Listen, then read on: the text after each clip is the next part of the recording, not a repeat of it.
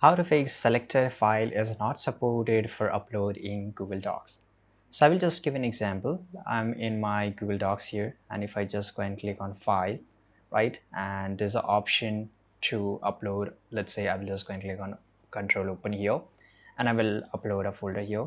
I'll just go to the browse here. Now this is an example I'm going to use. So let's say this is a talk, and I'll just go and click on open, right? So it's working. Right, so what happens that if you're trying to upload a file here. Now here there's another example, right? So let's say I want to upload this PDF, right? So if I just drag and drop this, you can see here that it's not supported for upload here. The very first thing is that this problem really comes up in Google Doc. So Google Doc doesn't support PDF. So you have to first of all check that what kind of format Google Doc accept. But you still want to upload this file here, then you have to just go to Google Drive. Now I can easily upload here. So I will just drag in here, and as you can see here, it's getting uploading, right? And it's uploaded. Right now I can just open this up.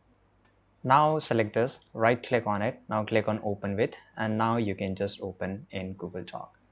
It's take a little bit of time, and this is how it's look, right? So this is really interesting, right? So you have to use a different method. That's it.